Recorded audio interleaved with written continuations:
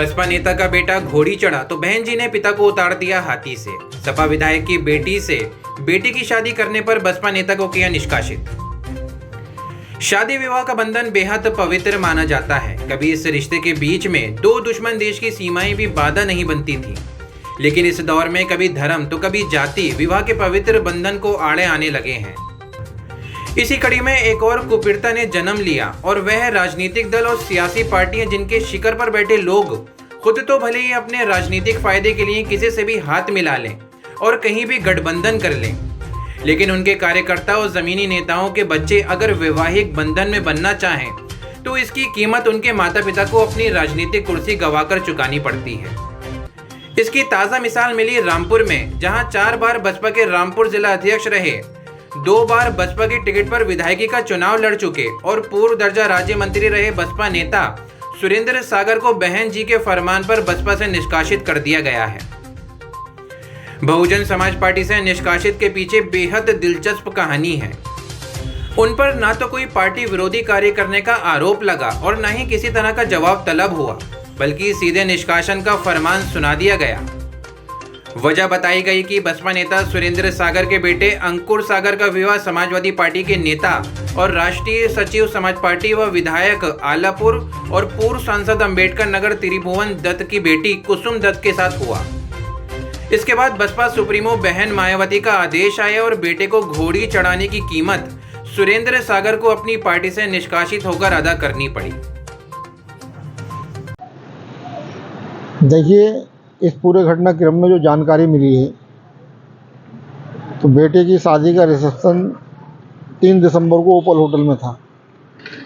2 दिसंबर को पार्टी के जो मेन कोऑर्डिनेटर थे वो बहन जी के पास गए थे, उन्हें बुलाया था किसी और काम से।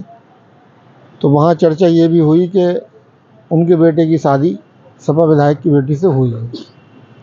इस पे जो उनके सलाहकार थे उन्होंने बार बार बहन जी से इस बात को रिपीट किया। तो बहन जी ने कहा कि ठीक है, अगर ऐसी बात है तो आप लोग शादी में मत जाना। लेकिन चूँकि यहाँ हमारे तरफ से निमंत्रण था, लोगों को कार्ड पहुँचे हुए थे और सबसे पारिवारिक संबंध हैं, तो अधिकतर संख्या में लोग आए थे। यहाँ के वर्तमान के जिलाध्यक्ष के द्वारा ये शिकायत भेजी गई कि बहन जी के आदेश का पालन न करते हुए लोग शादी में पहुँचे हैं। इस बात को कोऑर्डिनेटरों ने बढ़ा चढ़ा के पेश किया और इस तरह की कार्रवाई को अंजाम दिलवाया। तो क्या मानते हैं आपकी जो समाजवादी पार्टी से जो आपके बेटे का रिश्ता हुआ है, तो उसका कहीं खामियाजा आपको भुगतना पड़ा है? इसमें खामियाजे की कोई बात नहीं है, क्योंकि हम तो बहुजन मूवमेंट के विचारधारा के व्यक्ति हैं। समाज के लिए संघर्ष आगे भी करते रहेंगे। अरे, जब आपको ये पता चला कि आपका निष्कासन हुआ तो कैसा महसूस हुआ आपको? क्या लगा आपको? देखिए, पार्टी कोई भी हो, हाईकमान का फैसला सर्वोपरि होता है।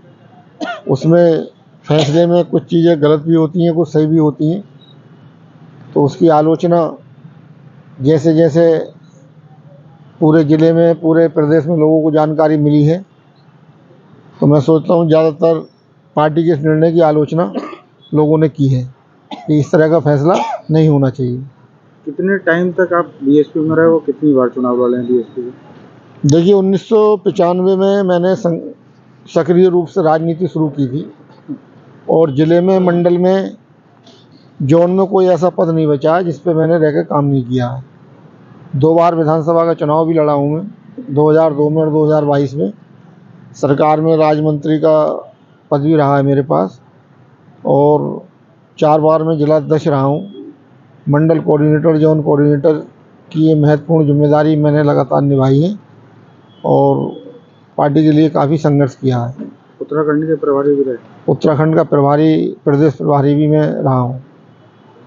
तो आप क्या मैसेज है, क्या रणनीति रहेगी अब आगे इस कदम के खिलाफ? देखिए, हमारे जो पार्टी में आस्था रखने वाले, जो चाहने वाले कार्यकर्ता हैं, उनसे राय मशवरा करके जैसी सबकी सहमति होगी आगे का कदम उठाने का काम किया जाएगा। अच्छा, क्या लगता है आपको कि आप दोनों समझे बीएसपी में हैं थे और वो समाजवादी पार्टी में आपके मतलब बेटे के ससुर, तो ये बात कहीं ना कहीं खाली ये पार्टी के पदाधिकारियों को। हाँ, ये पार्टी के जो एक चमचा टाइप के कोऑर्डिनेटर हैं, उन्हें ये बात नागवारा गुजरी कि इस तरह से इनकी शादी हुई है। तो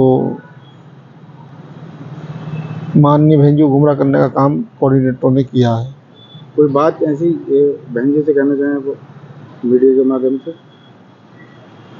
देखिए, बहन जी से तो मेरी ये अपील है कि इस तरह के निर्णय लेने से जो बहुजन समाज पार्टी राष्ट्रीय स्तर की पार्टी थी, वो धीरे धीरे ख़त्म होती जा रही है। और सबसे ज़्यादा नुकसान बहन जी के साथ साथ समाज के उस वर्ग को नुकसान हो रहा है जो बहुजन समाज पार्टी को वोट देते हैं और सपोर्ट करते हैं और आर्थिक सहयोग करते हैं। वो लोग आज पूरी तरीके से पूरे देश में और प्रदेश में मायूस हैं। जिस तरह के बहन जी निर्णय ले रही हैं, इनकी आलोचना हर स्तर पर होती है।